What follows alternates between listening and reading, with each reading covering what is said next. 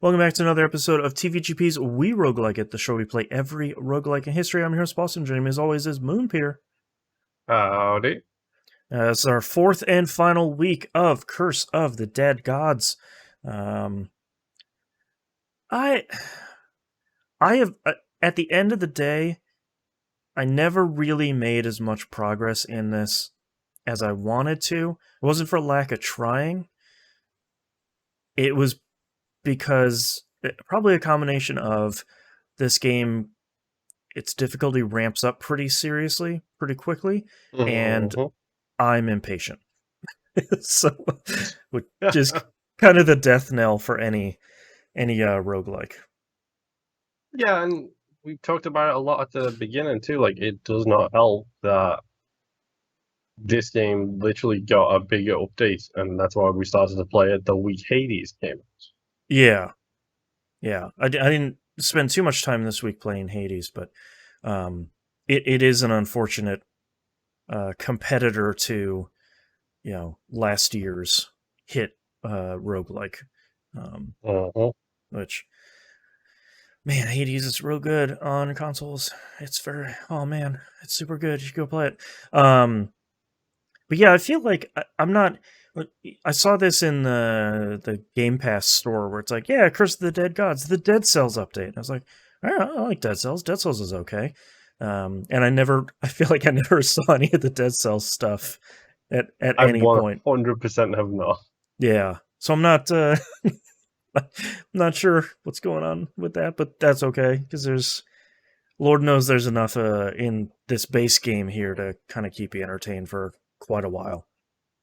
Yes, there is quite significantly, possibly too much content, one might say. Yeah, it. I feel like we run into games like this. I feel like pretty often on this show, and it's tough because we only have a month with them. And I mean, for most games, it's like, yay, finish a 6-hour game in a month, like whoopity do. But for games like this, where you just keep going and you keep digging and you keep unlocking more and more stuff, it's sort of rough to say. It's hard to kind of pass judgment on this. I mean, we will, but it's kind of hard to pass judgment when you feel like you've only scratched the surface. Like, imagine spending a month with Binding of Isaac. And it's like, yeah, I mean, you've seen some of it, but like, We you haven't seen literally anything. did a podcast for a year and a half about that game.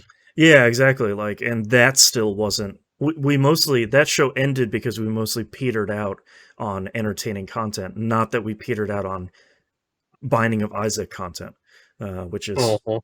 wild. Also because we were waiting for the DLC to finally hit the Xbox. Whoops.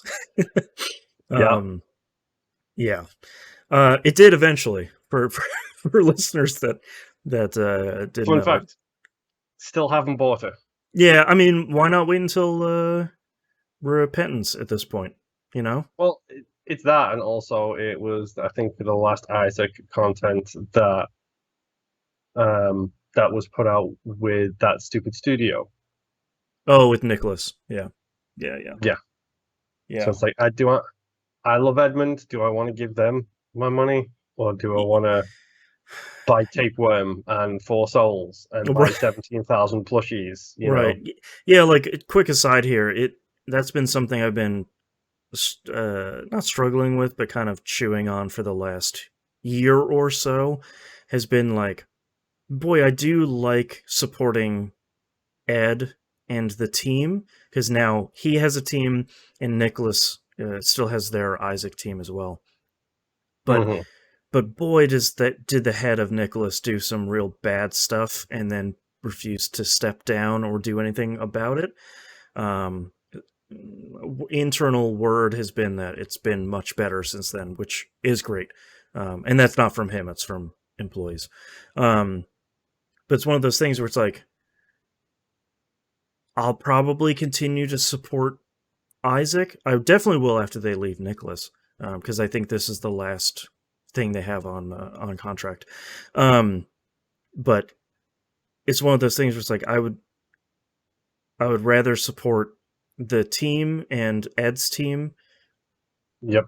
over, not supporting, but it's a hard choice to make when so many of these gross dudes are coming out over the last couple of years about being super gross. Last couple of years, last couple of weeks, last couple of minutes. Take your pick. Man, there was a bad one today. This is September 5th, 2021. There's a real bad one today. And I'm just like, come on. Jesus. Oh. But yes, Binding of Isaac is great. Hades is great. Curse of the Dead Gods, also pretty great. Sorry, I just saw someone post in Twitch chat while we're recording this offline video. Running late again, I see. But man, it's still The got show doesn't start until 5, dude. it's still got like 10 minutes, man. I quit. Who was it? Who was it? Name and shame them. No, it's I don't think it's a regular. But anyway, Curse the Dead Gods. This gave me a bad week, everyone. Yes. Yeah. It's a fine game. Like, there is nothing actually wrong with this game. No, it's good. Like, there genuinely isn't anything wrong at all with this game. Mm-hmm. The only issue I have with it is it's way too hard. Yeah. Number one. And it feels bad when you compare it to, I don't know, Hades. Yeah. Like, when a top of the class game came out last year, it's like, the game is fine. Like, it genuinely is. It's a fine game. It's okay to play. The mechanics are all right, but it is kick you in the teeth punishing.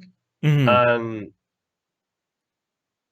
like, I don't know how I'm ever going to do any of the whole, like 5-tier dungeons, because long story short, this week I beat the bottom 3 bosses. Mm-hmm. So every time you beat one of those bottom 3 bosses, you get one of those gold medallions, which unlocks further tiers up. But in order to get to like the 2nd-tier bosses, you have to go through the dungeon and beat the 1st-tier boss, and then continue to beat the 2nd-tier boss. Gotcha. So it becomes a layered, like, dungeon thing where obviously the further you go, the more bosses you face, and you keep the equipment you get at the start, so you can keep going further on. Mm-hmm. And it's like,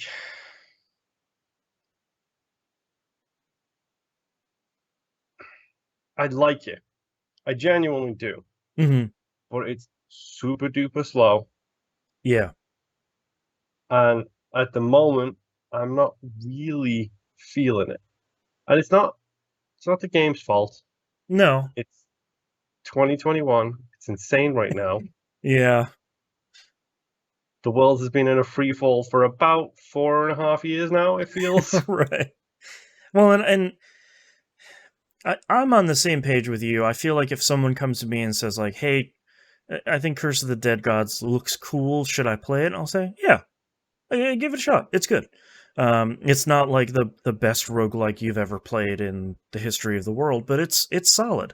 I still, like, from a design standpoint, I'm still not entirely sure how I feel about the kind of push and pull on the light and dark system. I feel kind of, every time I play it, I feel positively about it until one of the enemies destroys one of the braziers, and I'm like, yeah, man, like, or you could go Is to that hell, really video game. necessary? Yeah, like, Yeah. Or how could even you the do fact this that to me? like your two-handed weapons also destroy them, and Yeah, your bombs destroy them. yeah. I don't know. It's a really cool idea, and I feel like some of the curses and some of the this sort of positive buffs that can buff you when you're in the dark or the light or sort of back and forth. I think that's really cool. I think it's a really clever system. I'm just not Mhm. entirely sure that it really benefits it too much. It's weird. It It's does it's not have that one more run feeling. yeah. Usually when I finish a run, I'm sort of sitting there being like, yeah, that was good. But I think I'm gonna move on to the one of the other things I'm playing. which is a positive or a negative. It didn't feel like Neon Abyss, where it's like, nope, got to get back in there. Let's go. Let's do this again. Yeah. Get back in there. Yeah. All right. Any final thoughts here for Curse of the Dead Gods? It's fine. I had a couple of successful runs this week. I did a couple more upgrades. It's overall, it's an enjoyable experience. It's just a little too hard. Yeah. I agree. Let's talk about The Ramble episode. What's that? Yeah. Welcome to the Ramble episode. Yeah, boy, man, yeah.